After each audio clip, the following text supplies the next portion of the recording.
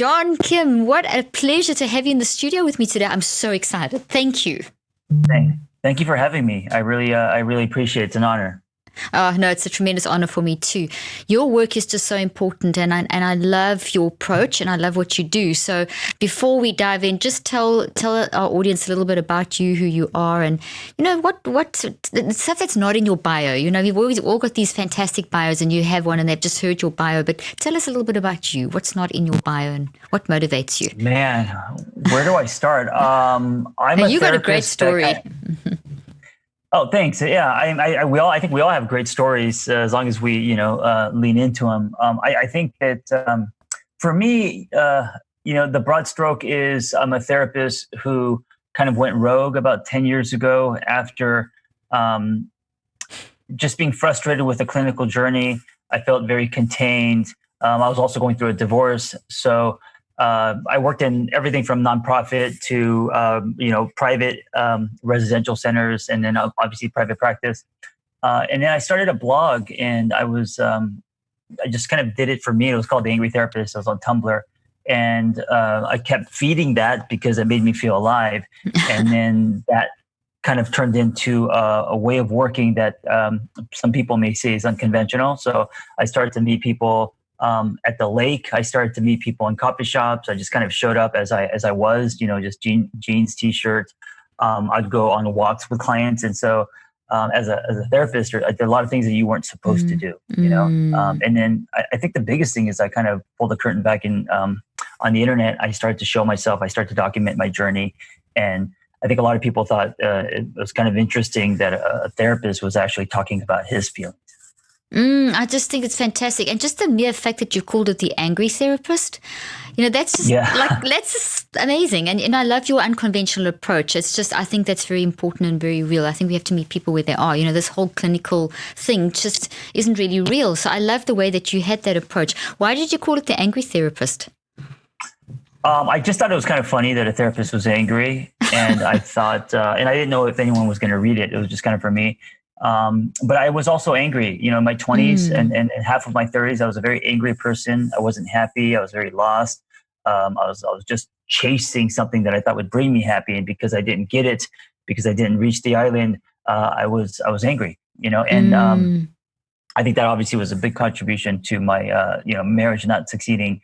And later, looking back, I think kind of the meaning I put behind the words "the angry therapist" is it was kind of my way of humanizing myself. So after I went through my hero's journey, realizing that anger isn't always a bad thing, and especially if you're a therapist, it's okay. It's okay to show those feelings. I think that's very good, because there's so often, that I've been in this field for 38 years and done brain research and practiced clinically for 25. And the training we had, which was, I'm older than you. So the training we had was also, you had to kind of keep your distance. You had to be the clinician, right. You had to be the therapist. Right. And I always battle with that. I always thought you have to really, bonding is authenticity and that kind of thing is so much more important than that. And you've really emphasized that in your work, is that being authentic and being real and not being the one out there who's got all the answers, but actually saying, hey, I've also got issues. Let's kind of do this journey together. It seems to be a great approach that you've adopted. Yeah, and I did try the traditional. I did try, I tucked my shirt in, and I wore, I remember buying a collection of wrinkle-free pants because I didn't have time to iron. So I did all that, and it just didn't feel honest. I didn't feel alive. And I remember working at this high-end treatment center for eating disorder clients, and I was running groups. And I got fired because I didn't want to use the classic interventions that I thought were generic in the file. Instead, I brought some DVDs, and I wanted to do some cinema therapy. I wanted to watch movie clips and kind of do things differently. And I remember getting fired that day and being terrified and feeling very like as an outcast. Maybe this isn't for me. But it was one of the greatest things that's happened to me, because then that forced me to work in a way that is more honest to me and more authentic. Much more authentic, which is fantastic. I think that vulnerability, we've kind of reached an era now where people's vulnerability and authenticity is what people are connecting with, isn't it? It's not just this whole, I've got answers. No one's got all the answers. What we do have is certain skills, each of us, and we bring them to the party and we help each other. Isn't that kind of how it should be? Yes, and I think the good news is the kind of temperature of wellness is definitely changing, and I'm sure Yes. you're experiencing this, especially with the internet, and also a lot of the Mm-hmm. millennials. And I think they definitely care less about the letters that you have after your name, and they care more about who you are. And so I kind of feel like Mm. I caught the wave of that, the wave of the new and people interested in even using things like webcams and technology as more of a therapeutic tool. And I remember when I was, in therapy school, that you couldn't do that. You could only see the people in your state, and there's a lot of restrictions. But if you call yourself a coach now, because there's no board, Yeah. there's so many things you can do, right? And so, Yeah. digital products and even podcasts, and there's a lot of ways to be a catalyst in someone's life, and I think it's very exciting these days. Yes, it is. I agree with you. The wellness space has definitely changed. John, Mm-hmm. you wrote a book. I used to be miserable, miserable dot dot dash. What is this book about, Mm-hmm. and why did you write that? The book is about my I love journey it. from being miserable to having the ability to find joy. And I'm not saying that I'm like happy now. I don't think Yeah. happy is a constant. I think Yeah. Yep. I agree. yeah. And so we're always working on ourselves. We're always I'm less miserable today than I used to be, I guess. But it ended up when I was working in nonprofit, I realized we lived in a fatherless nation. All the kids that I was Mm. helping with addiction, the common thread, and I was there for 5 years, and I probably helped north of 1,000 kids. Wow. None of them had fathers, so Yeah, either dad will, I listened to you talk about that on a podcast, and I thought, wow, that's amazing. Like yeah. over 1,000 kids, and none of them had fathers. So that father wound. So pick that up. Yeah, go ahead. Yeah. So, well, I mean, if they did have a dad, he was emotionally absent. So either Mm. dad was physically not home. So a lot of single mothers, single parents, and then dad, if he was at home, he wasn't there emotionally. He didn't have that Mm. kind of capacity, right? And so even like in the family support meetings, I would see maybe one or two dads, and they were in the back, half asleep or popping donut holes in their mouth, and Mm. all the moms were up front. And so I got really passionate about this idea of uh, redefining man and what man looks like and all of that. And then that's how the book happened. It was kind of started off as kind of 66 big concepts or tips that I think make a man. And then I just threaded, my story into it. And I was definitely a boy in my 20s and 30s. So documenting my journey, and then so it ended up just being a book challenging men to look inward. I love it. It's a fantastic book, and I Yeah. highly recommend it. And it really challenges men to sort of look at themselves deeply. I mean, we all need to, men and women, but there's a role that we Yeah. play, especially when you are a father. Now, you're working with those kids. You said they were like a lot of really battling with addictions and everything, and you saw that common Hmm. thread. So how would you relate, how did you relate your experience with those boys being fatherless to how they were behaving? How did I feel you? like I think I was in treatment, even though I was helping them, because I was Mhm. a boy, or I was a child going through a divorce, and also kind of uh, challenging myself, and then redefining my own definitions of man. I also, my dad was an alcoholic and wasn't home much. So I can relate Mm. a lot of the kids and how they cope with feelings. I was very reactive. I definitely have addiction in my blood. So I felt like I wasn't just helping them, but they were also helping me. It was almost like they were a mirror to my own self. I love what you've just said. You've shown something that's very real about us as humans, that deep, meaningful connection that we need with each other. So it's never just Hmm. one-sided. You reach out and help someone else, and you get that help back. And I think going in as a therapist, going in with that kind of attitude, not I'm going to fix you, I know your problem, because who knows what's going on someone else's head. You can never experience someone else's experience because it's their own. But going in with the attitude Right. of, hey, we can help each other. I've got some skills, and here I'm in this place where I can help you, but I'm learning from you is a beautiful way of Hmm. approaching that kind of interaction. I love it. It's amazing. Let's talk about toxic masculinity. I'm so pleased Yeah. to find someone who talks about this and deals with this. It's so important. So roll it, run Yeah. with it. Man, I don't. I think starting with growing up, locker rooms, the dad with an iron fist, the Mm. transmissional generation process where old blueprints are passed down, right? And then what a man should look like. And I think we still carry that whole thing where, men don't talk about feelings, and men are solution based. Men generally aren't vulnerable. All of that, and also men. When it comes to other men, it's we're very competitive. We don't talk about who we are and our weaknesses or what we're struggling with. We talk about what we've done, right? So we live in a world where it's very performance based, right? So what we have, what we drive, all of that stuff. And I think that because of that, what comes out of that is men disconnecting with themselves, right? And that's where the toxic comes in. And what does that do to a man? What does that do to a relationship? What's the downstream effect of that? Oh yeah, I think to men, I think it's almost impossible to be happy if you're very disconnected with self, And so I think there's a lot of men who are angry and frustrated, and posturing, and obsessed with a scoreboard, a competition, and then how that affects relationships, huge because you're not. I talk a lot about in relationships. Loving at someone instead of with, and so when you're not talking, when you're not vulnerable, when you're not looking inward or on that journey, then you're coming at people, and I used to be like this, so very reactive, not taking ownership, so you're not creating a safe space, right? And you know a lot about safe spaces, obviously. And so I think in relationships there's disconnect. People aren't producing that relationship glue.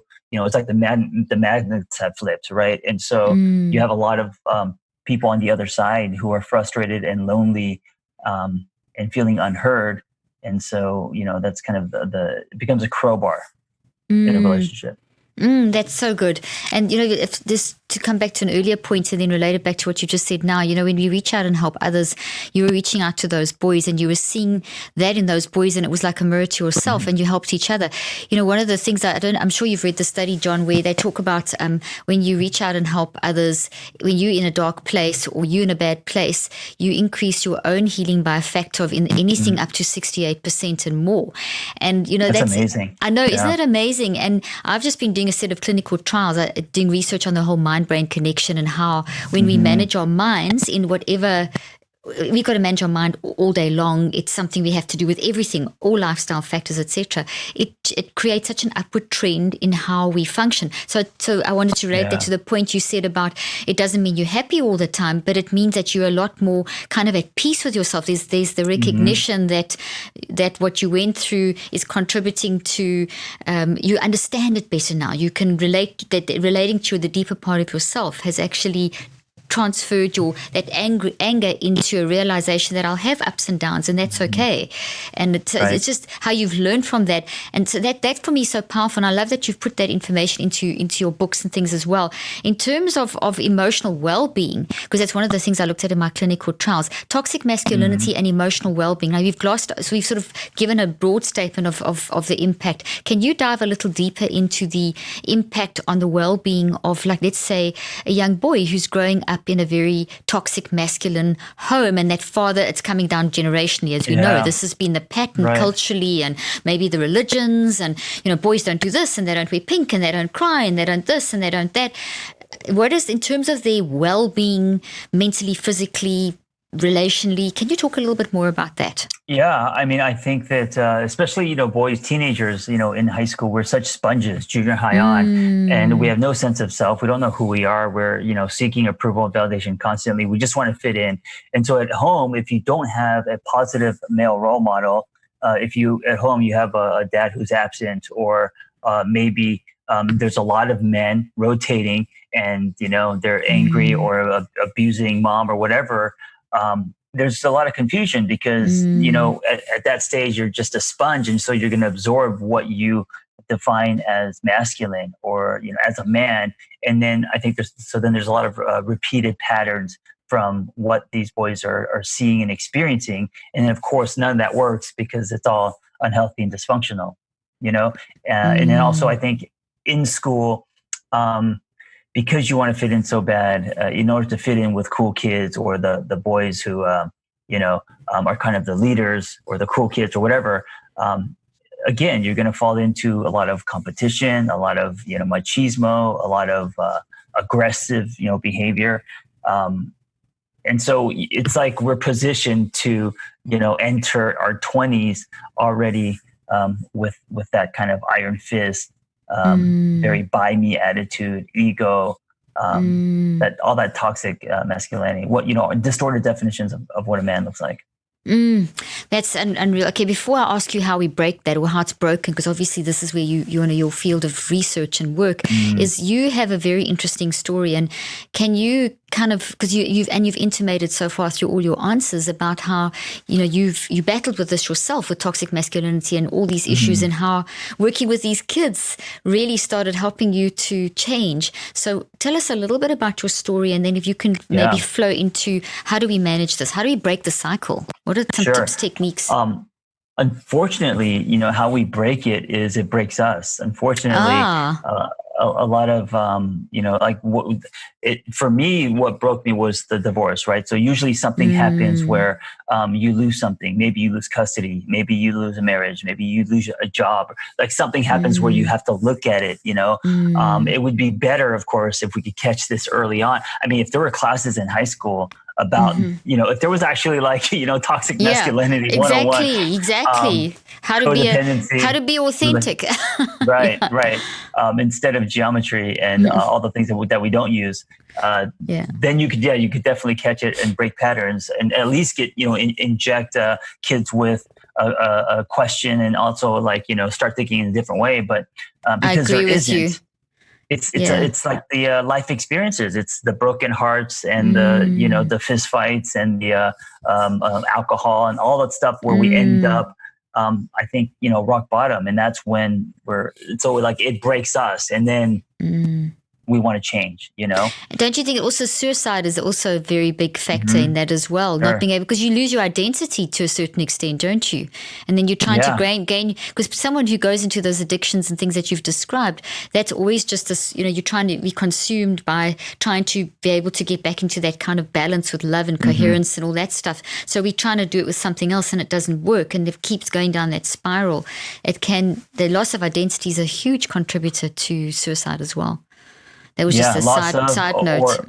Or not having an identity. Not having one in the first place. That's a good point. And I love that you said something very relevant there. Why aren't we teaching this to our kids in school? It really worries me that we're not and I've trained thousands of teachers. I've been in the field that I'm in. I've worked in education, and I've always tried to encourage people to bring these classes in where you're teaching mind management, whatever it is, toxic masculinity, how to be authentic, how to deal with your feelings. We're not proactive in our education at all, are we, John? Because what you're saying is these people are learning this through the crashes in life. You've got to be literally getting broken before and then they don't have any skills very often until they.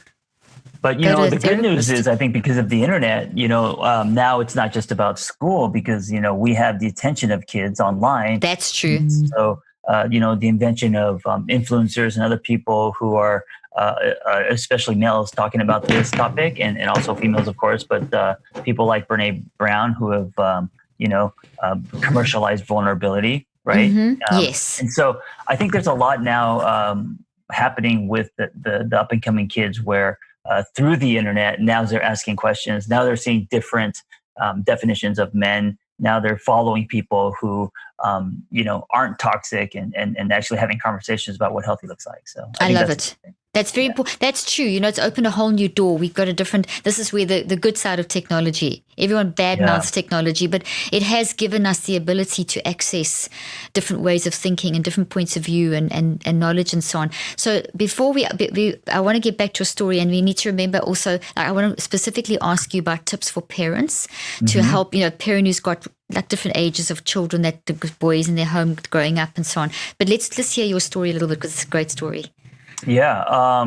My story is just growing up, parents always at work, not having a role model, finding the definition of man in whatever guys that were cool, so trying to fit in there. And usually, because I was a C student, hated school, so usually through an activity. So riding bikes, skateboarding, something where you can be accepted because of what you can do. Right. You were a break dancer, weren't you? I remember you. Like at 12. And Yeah, and you came from Korea and you moved to Georgia first, if I recall, and yeah, I then you moved to Georgia. It was in the 70s. It was very racist there. And I yeah. remember, I don't have many memories, but I remember like I could feel in my body the tension of us walking Mm, into, say, a restaurant and feeling very unwanted. We didn't last at mm, all. And we moved very fast and came to California in the 70s. But that's yeah, I good. was breakdancing at 12 because I've always been into things like that, made me feel Mm-hmm. good. But with that came a crew, with that came Mm, acceptance, with that came mm. being able to hang out with older boys. And then, of course, they were doing drugs and stealing car stereos and all of that stuff. And then I was doing that to fit in, right? Mm, Luckily, I didn't get, I didn't get into things extremely where I that's was, good. in jail and stuff. But I could see how that could happen Oh easily, yeah, right? Uh, easy transition. Mm-hmm. Oh yeah, and I would have followed anything they did. They just weren't that bad. Mm, mm, But what happens is then you grow up in your 20s and you get into relationships and you don't have a lot of tools, right? So then in my 20s, I was just, I was angry, I was reactive, had very little self-awareness, I was defensive. So this idea of looking inward was very foreign to me, right? And then it mm. wasn't until the divorce and going to therapy school. And here's the thing: most kids don't go to therapy school, right? Most kids, Exactly. Don't so have access. Yeah. they don't have access, right? And so because of that journey, I was able to now actually start a journey where, just knowing who I am inside, right? Living a life Mm, that's more based on the inside out instead of outside in. I talk a lot about not exchanging your truth from membership, because that grays you out, and mm.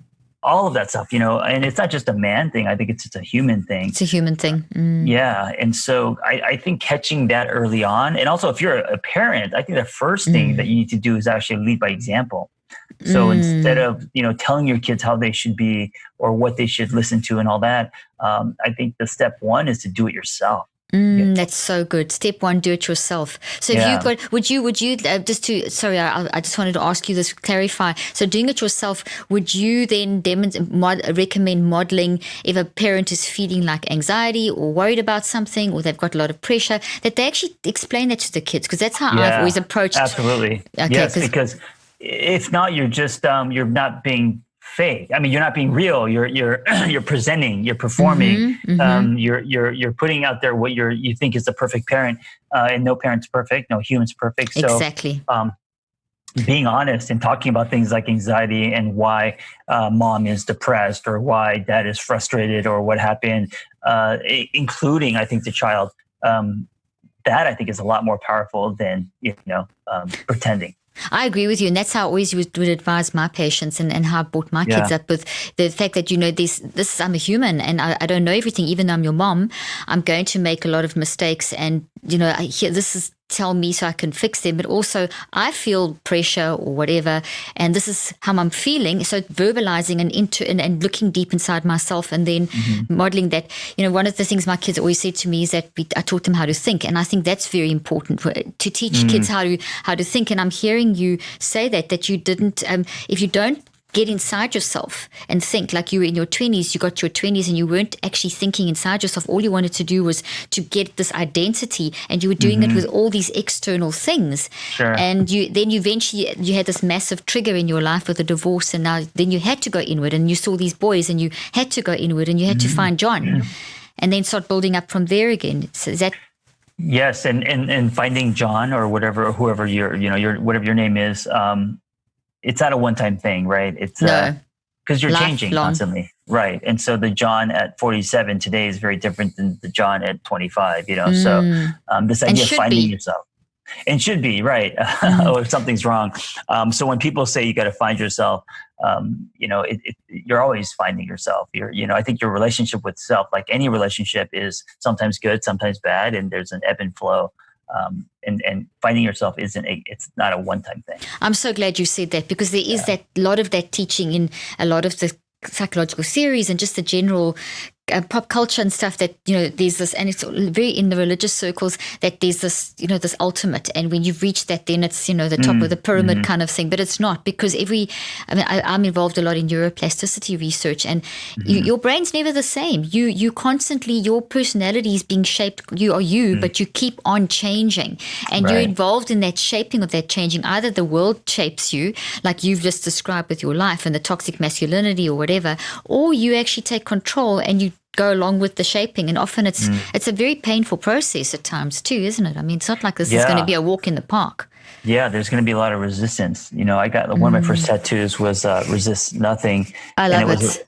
It was a reminder, because I had so much resistance to everything, and I think that your resistance sometimes can be the soil. It can be the first domino in your hero's journey if you look at your resistance, where it's coming from and why you're resisting.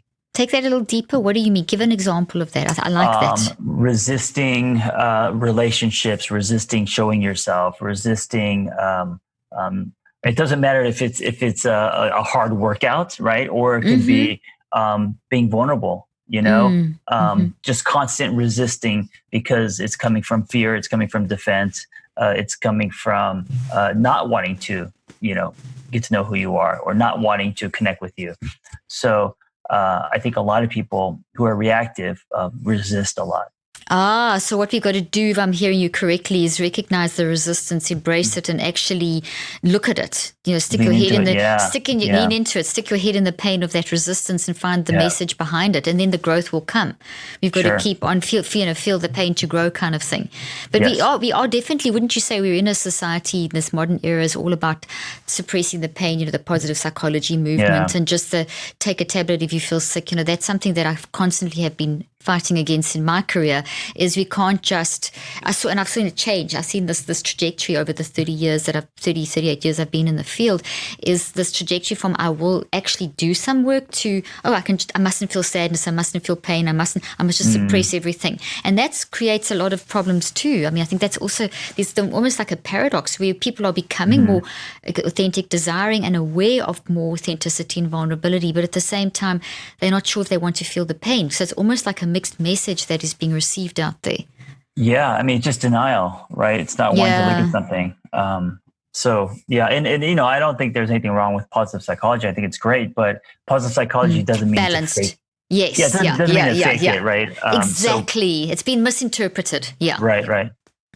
Definitely. Now, use the first tip. You were talking about tips for parents, and you said the first one is to you model it, and then what would be I think especially now, because self-help has become popular and it's commercialized, a lot of people are digesting information. A lot of people are going to workshops and retreats and walking on fire and all of these things, which is great.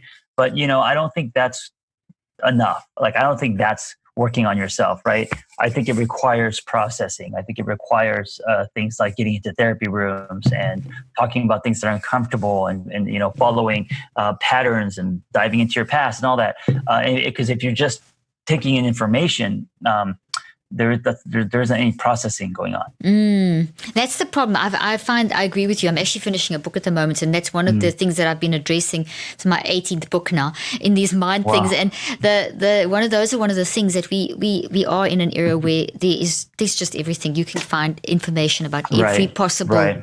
But if you want to find out about toxic masculinity, you can go to Kim's site. But the thing is, they can read your site, follow your Instagram, read your books. It's brilliant information. It'll change their lives, but will they apply it? So it won't change their lives unless they apply it. Right? Exactly. Unless you practice something. So as a parent, how do you teach a child, or how do you as an adult turn this gaining of knowledge into application of knowledge? Yeah, so I think it's part of it is teaching, of course, and providing resources and information, and also suggestions on what they should take in. But also a big part of it is actually going through that journey yourself and sharing that with the child. That mom is not in a good place, but she's working on herself, and also this is what she's doing, and then involving the child in that because that's what life is, right? Instead of you need to do this and you need to do that, a lot more we's in our senses, right? I think parents I like that. I hope they heard that. You've said a lot more we as opposed to you. It's a learning together. Yeah, like one of the things I learned in, so I was running family support. I was spearheading all the, working on the parents. They had a lot of things to say about what their kids should be doing, right? They were not looking at themselves. They were not working on their marriages. They were just there, right? And they basically would use us as babysitters to fix their kids. But I rarely saw a lot of parents fixing themselves. And so, especially in addiction, it doesn't work because it's a family problem. It's not just the person who's in recovery, and especially at that age. So if the kid becomes sober, when the kid goes back home and the chaos is the same, there's a high chance of relapse, right? And so exactly. You gotta as parents, you have to own your own stuff. I was going to say the S word, but own your own stuff. I love it. That's brilliant. Yeah. That's brilliant. And the family therapy concept, if you don't fix it at home, it's not going to change. And you have to equip. And I love that. I used to do family therapy as well. You can't just fix the child. It's not my response. Come here, fix my child. It's actually, hey, let's fix the family dynamic here. Let's, use these skills to fix the family dynamics. So that's a brilliant tip for parents. Is after the authenticity is to work on yourself. It's that oxygen mask thing in the plane thing, isn't it? Before you can put oxygen on someone else, you've got to put it on yourself.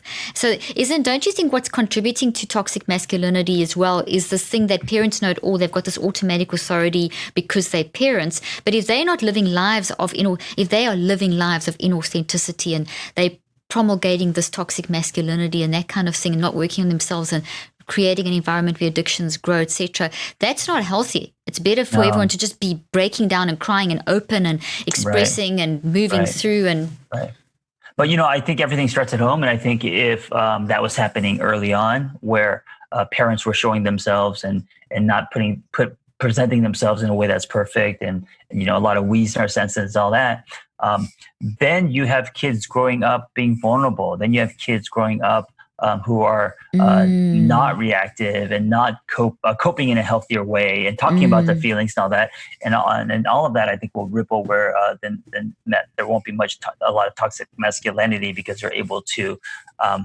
not hold things in and able to connect more to themselves, because that's how they were raised. Okay, so that's brilliant. What you've just said is so brilliant. You saying that, because I was going to ask you and you actually answered it. What would be, how do we break the toxic masculinity cycle? And you've pretty much said it with two very simple things, and that is being authentic and working on your modeling that you're being a parent, not scared to model your vulnerability. And then what was the second one? Talking around, expressing, talking about how you're feeling about teaching a child from young to dig deep and to express it and to explore and to, even if you don't agree with everything, let your child at least in the safe space. If they don't explore at home how they're feeling, they're going to go out there and do it in the wrong way and get advice from the wrong environments. I think also they don't have they haven't practiced, because it's a muscle, to actually express yourself. So they grow up and they don't know how. So they express themselves because they have feeling, but they don't know how to express themselves. It comes out in drugs, sex, anything that food, things that may be unhealthy. When you're able to release that valve of the pressure cooker, because we're all like that, in a healthy way, I think that in itself can eliminate a lot of toxic masculinity, lots of reactions, So I'm hearing you. If I'm hearing you correctly, John, it's the ability to dig deep and to actually express how you feel, explore how you feel, and try to understand how you feel as a lifelong journey is a very big key to break toxic masculinity. Yes, because when people say toxic masculinity, they think muscle and aggressive men and I don't know, very sexualized. They think about a lot of the behavior, but they don't think about why that behavior is happening. That's so good. So they immediately look. So that thing of you can't do this if you're a man is the behavior, but what's the thinking behind that behavior? The thinking and the feeling and the choices being made behind it. Where's it coming from? Where's it coming from? Why are they behaving that way? Why are they whatever? So why are they working too much or aggressive toward women or whatever it is? So this begins in the family, and as a society, this can translate or we to two angles. Society's got to change, so you've got to speak into it like you're doing with your work, and then we've also got to encourage parents to do this young with kids. Yeah, absolutely. So and society has to change, but we don't have a lot of power over that. You know what I'm saying? But we do have power of our family unit. We do have power if we are parents. We do have power of how we raise our kids. So parents also need to break down a few barriers, and even kids, in terms of like, we get so used to, we've grown maybe 5 or 6 generations of being in a certain religion or being in a certain belief system, or just the cultural environment of toxic masculinity.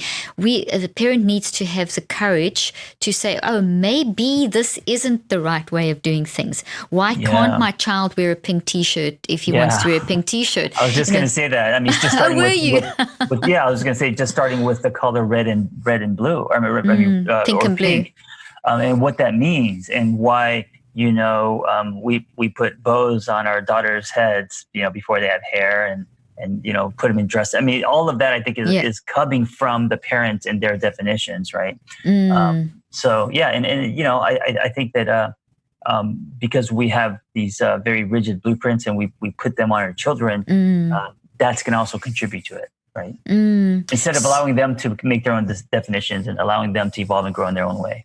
Exactly. So if a child is naturally if a child doesn't want to go and do sport, doesn't mean that there's something wrong with that boy, because that boy's got to go and do sport. Maybe they want to play the piano and they're a brilliant musician or something. So it's to allow that person so parents got to be very careful about imposing their own belief systems. Absolutely. And if a child is resisting, they should tune in, shouldn't they? They should say, okay, well, this is what I've grown up, but my child is battling with this. Instead of, you must do this. This is how men behave. It is, okay, let's talk. Let's explore. Why do you feel that? Is that what you're saying? Yes, but isn't that also kind of a reflection of the parents not doing any inner work? I mean, if you want your child to, for example, play sports and drive trucks and actually learn how to fight, whatever, all the things that kind of learn how to fight, you define as what a boy should grow up and be like, or a man.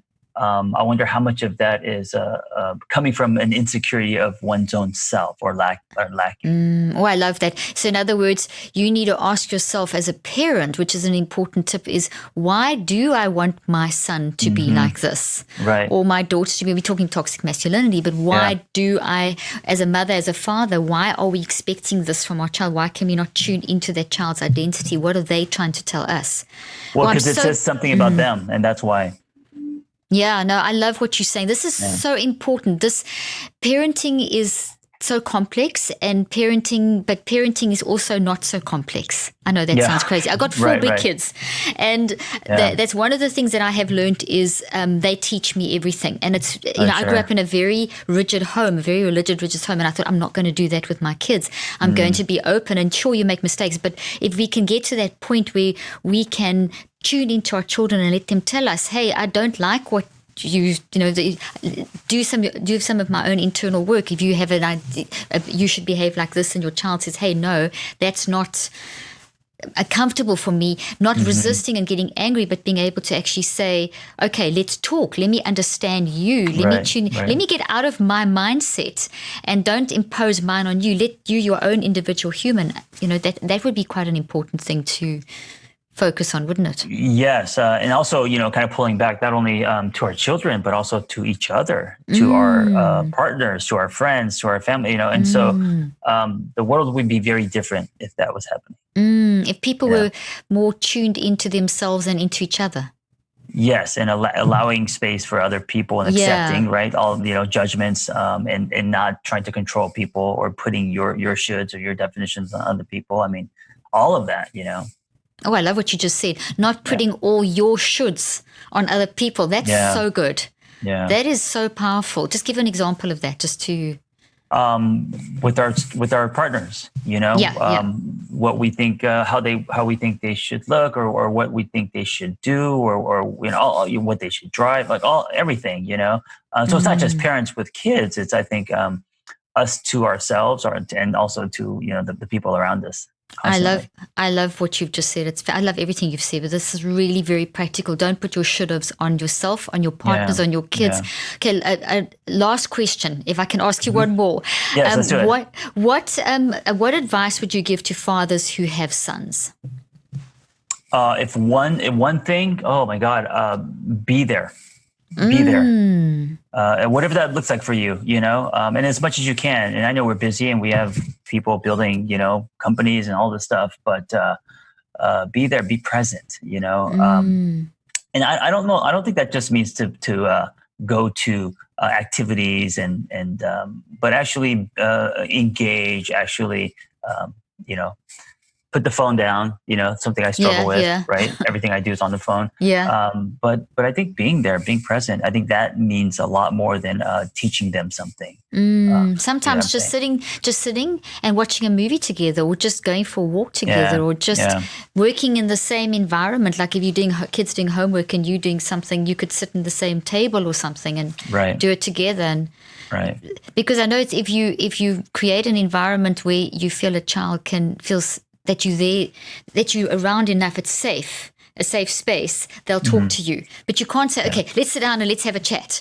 When you've never been with them, let's go for coffee and now let's talk. It doesn't, you've got to have spent the hours. Yeah, there we go. Yeah. Is that what you're saying? So you've got to have spent those hours of time where it's very relaxed. You're comfortable not talking. You're comfortable talking. You're comfortable talking about silly things and deep things. Is that right? Is that what you mean? Yeah, you got to earn that relationship. It's not given just because your child has your DNA. I love that. Okay, John, you wrote another book called No BS Guide to Finding and Living Your Own Truth. What is this book about, and why should people read it? That was my first book, and it's about building your life container, your life space, and how we have cracks in our container, but we could build a new one. And if we build a new one, the growth is organic, growth is natural, and all of that. So again, it's just documenting my story and some of the concepts that I've used on all my clients. I love that. Fantastic.